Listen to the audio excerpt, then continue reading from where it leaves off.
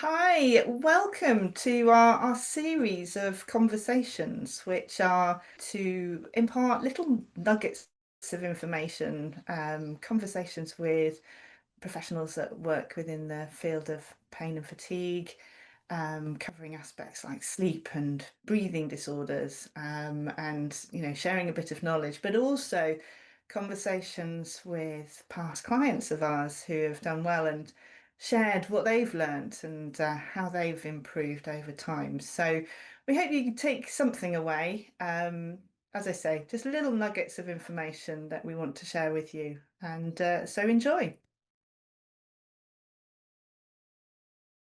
Welcome, everybody. Thank you for joining us today for another installment, as to say.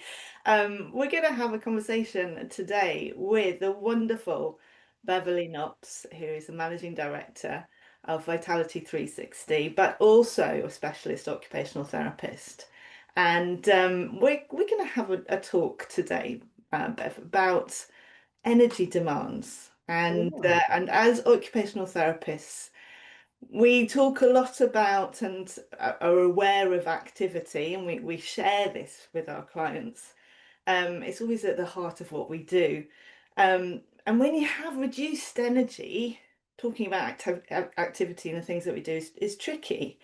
And we were just discussing how difficult sometimes it is to talk about pacing, and probably the first step is to look at energy demands. So, um, looking at that and just sort of kicking us off with that, how do you start the conversation? What do you do when you start talking to clients about energy?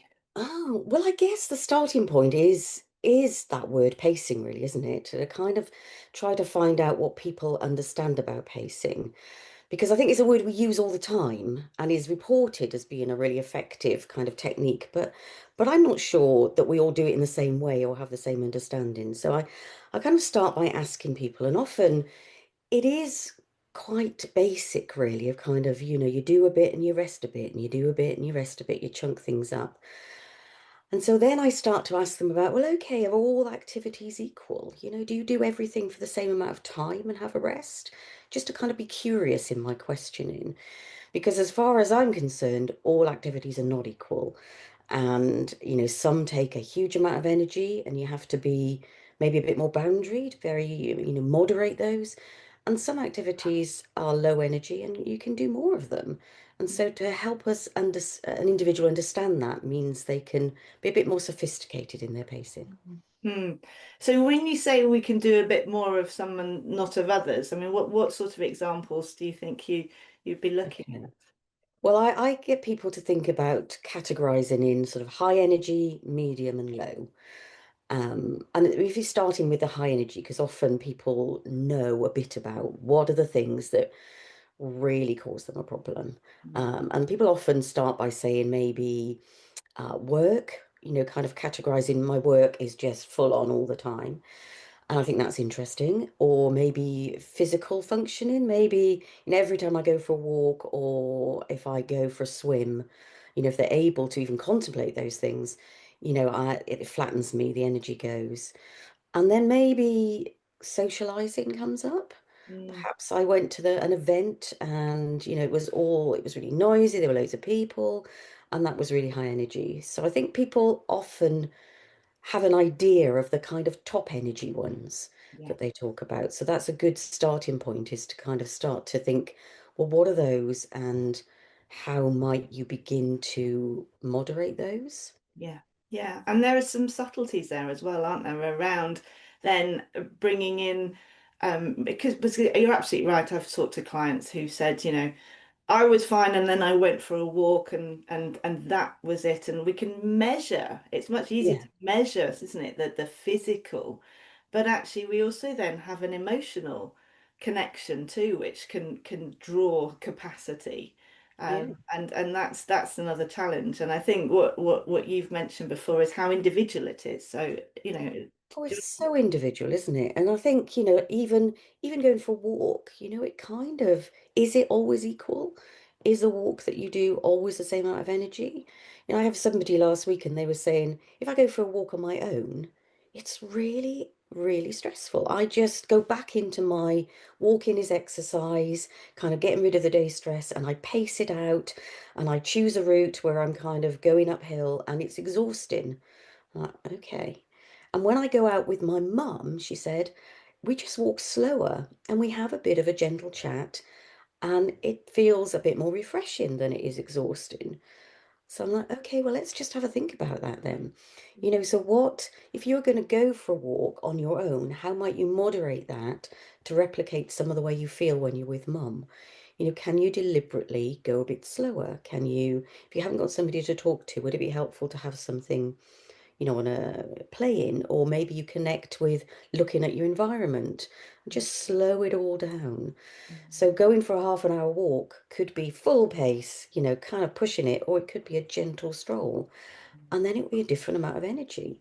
And it could be, as a different purpose maybe, but still pleasurable, still useful. How fascinating as well. And as you say, you're still doing the walk. You've just changed the way that you're doing it or Yeah. the approach that you're taking to that. And it's the same with, I think social things. I think you have to be really clever with that, because if you're going out with somebody you know well and you go into a quiet coffee shop in the middle of the day, having, not too much stimulation, being there for an hour, feeling that you're not under pressure to have some intelligent conversation, quite low level activity, or at least medium demand. But if you're going out with even if it was just three or four friends in the evening, somewhere where it's busy, a lot of people find background noise, light movement quite energy draining. And then you're with people where you're trying to kind of keep track of the conversation, listen to different voices, the pace of the conversation, trying to listen but also contribute, that pressure to contribute, be maybe more presenting more like yourself. Mm, Really stressful. And mm, then put that into a work meeting. I mean, that is going to be hugely more energy consuming. So a conversation is not just a conversation, it depends. yes, And that's what I want to help people to try and work that out really. That, it isn't just a kind of, I can have a conversation for half an hour, I can walk for 20 minutes, I can sit on the computer for 10 minutes, I can watch a TV program for an hour. It depends mm, what mm, actually is the context, the circumstances, the content. That really helps you then manage your activity a bit more. As I say, I use the word sophisticated because it is. mm. It's quite a sophisticated approach, really. Absolutely, yes. It's not a black and white a procedural program, is it? It's very nuanced and it's interesting. It reminded me then, when you were talking about socializing, how a number of my clients have talked about drains and radiators in their lives, and even the people that we spend time with can help us feel energized or can suck us Oh, through. yeah. So Yeah. so that was interesting. I But I think did that want that is interesting. I've just it sparked a kind of thought about a gentleman I'm working with at the moment, and he has very low tolerance to conversation, to social activity. But in his kind of he's really keen to reconnect with some of his friends, and he's already noticed that you can have a brief couple of minutes conversation with some friends, and it's fine. And there's one friend. And he said he's not even sure why. He can't really, thinks it may be as his friend talks quite fast Mm, and quite loud, but there's something in the relationship as well. And he said every time I speak to him, even though it's the same amount of time, I just feel in a bit of a whirl afterwards and drained. mm, And so he's going to consider really, there's no right and wrong, consider what he does next with that particular friend. mm.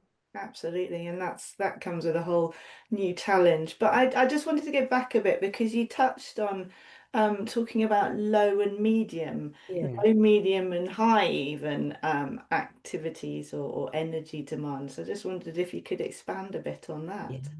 Well, as I say, I start with high, and as with you, with our clients, often you end up spending quite a lot of time looking at that. But I guess within a session, I might flip to the low quite quickly to kind of look at, well, if they're high, what do you do that you feel could do a bit more of, that it feels quite easy? Mm, That, and even if people struggle with that, to try and help them find some more low energy activity that kind of can be a bit pleasurable, can use up the time, kind of alleviate some boredom, but not use too much energy. Mm. And I always use the example for myself. I quite like a bit of sewing, a bit of crafting, and some of that I could pick up some simple projects, and it's really low energy. It's nice.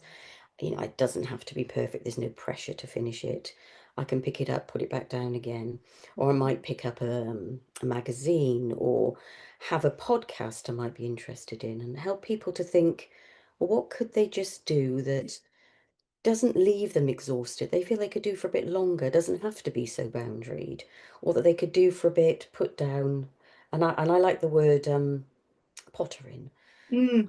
People use it in potter around the garden, but not often potter in at home, potter between activities or switch between low level activity. Do a bit of that, do a bit of that. Mm. Feel that by the end of the day you've accomplished something, but it's all quite easy, doesn't feel too stressful or take up too much of that energy. Mm. And they're kind of almost relaxing or restful, but that's a subject for another day. It is, it's a whole A whole whole one. other subject, other conversation. And it comes down to balance, doesn't it? I think, and what you're talking about there is actually even making some of those high medium level activities slightly lower by Mhm. perhaps the way that we do it. So slowing things down, Yeah, not having deadlines and pressure to finish things by, or I mean, even just using that example that you used earlier of the lady that went for a walk, yeah, just even going for a walk could be a nice low level activity because it is slow and mm, repetitive sometimes, or whatever, and the benefits of getting outside we know about. All of these things could be yeah, in that sort of yeah, absolutely. repertoire. Moderating things, but I think it's about being aware of, whether we are in that driven state of doing and achieving or trying to kind of balance or meet the expectations of ourselves or the habits of a lifetime and being prepared to consider that as being part of this and alter it. But I'm thinking there's one I always talk about, I must come back to regarding low level, because often the things people say is, they watch TV or they kind of scroll on their phone. And I'm like, I'm really curious about that because people can inadvertently spend quite a lot of time doing those things and consider them very low level. But I was like, but are they really? Mm. Does it scrolling on the phone? I mean, it's just an alert, really, isn't it? It kind of, you can go down a rabbit hole, but it also can trigger an emotional response that can be more tiring. So I think we have to be really careful, and I often get people to really pull back on their phone activity. But TV, I don't know whether, you notice in yourself, but it depends what we're watching. Mm. If I'm watching, and it's also a bit of personal divulge, at the moment, Sewing Bee. I mean, I love Sewing Bee. It's a relaxing program, but for me, I like watching the actual sewing and I scrutinize it as much as they do. So I'm really alert. I'm really watching it. I'm sat upright. It's a big thing. Whereas if I'm watching something else and I'm struggling to think what that might be, that I'm sitting back on the sofa, it's just almost the program's on, maybe something my husband's chosen that I'm not so invested in, that maybe is more restful. Yeah. And then if I, at the end of Sewing Bee, the 10 o'clock news comes on and it's something that stresses me, Mm. I'm going to end up being, kind of more alert again, and that has a different response. So noticing, I'm always getting people to think, well, what TV or what book or what magazine is really low level for you? Read and watch and listen to things that aren't too provocative or don't get you too excited, particularly at the beginning of this process of understanding yourself a little bit more cleverly. Yeah. And that's a big part of it, isn't it? Is it's understanding self. And I think through that I was hearing, this increased awareness that we need to have, or our clients, we're encouraging our clients to have. And I just wondered, how do you have that conversation? What sort of tools, are there tools that you use to encourage people to increase their awareness? Oh, that's a hard one, isn't it? I think often the discussion itself and examples, and I give my examples or examples of other people I've worked with, to help people to start to just think, because I think people are actually very good at it. As soon as they open their mind to thinking about it, I set them off maybe for a couple of weeks to notice and experiment. Mm. And I might get them to plot it and kind of, we've got some diaries that we color code in this high, medium, and low to start to plot it, but not to worry too much. If they get in a pickle of is it high, is it low, and like, well, you've got a medium category, so we can use that. That kind of is a bit of a cover all those things in the middle. But I think it is about a bit of measure, a bit of awareness, and then it's back to the conversation, reflecting what did it feel like. People being honest, or I was thinking somebody yesterday, they've noticed it in other people, so not just being aware of themselves, but notice how their partners or the people they live with or a friend also kind of reacts to different activities, or asking people to get a bit of an idea of the variance between us as human beings. So I think people, as soon as you start this conversation, I think people get it and they start to notice, and they might be more biased between physical or social, or the kind of cognitive stuff, but slowly you can start that conversation and get that awareness, and then start to really manage activities pace in a way that is going to be much more effective. Yes. And I think the bottom line, and I don't know, this is probably what you're aware of too, is that how subjective it is. So we can say, and the example you gave there of the sewing bee, for example, others that may be the TV program that washes over them, Yeah, and absolutely. it's just on in the background and doesn't, take too much energy of Yeah. demands. But I think, certainly talking to people, there's very much a sense of, am I doing this right? Is this Mm. is this a high level activity? Yeah. And I'm always emphasizing how subjective it is, because what's a high level for you may be a medium or a lower level for somebody else. They're very, very different. And we use our demands in so many different ways. And even just as you say, I think that the bottom line is awareness and just becoming aware of yourself. When sometimes we've been racing through life at 100 miles an hour and not given it a second thought. Yeah. So, And then putting the wrong label on things, saying it's high demand. And just to finish really, I think work is a fascinating one when you, if that is somebody's priority or they are working or want to go back to work, that often we label work as high energy. It's kind of all the whole day.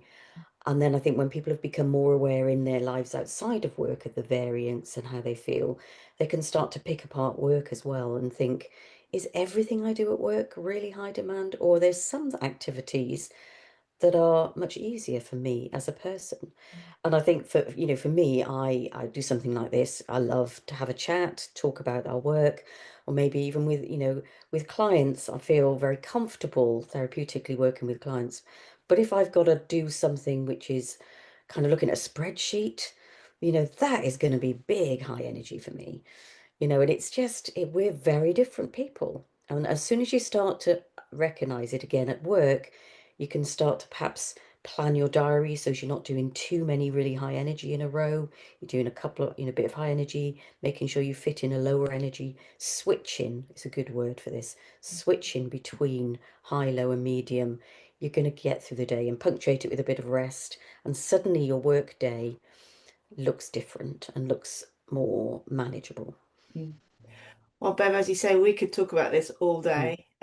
We're occupational therapists. It's probably in our blood a little bit. But time to stop now and to say thank you. Thank you for your time. Thank you for your knowledge, your inspiration.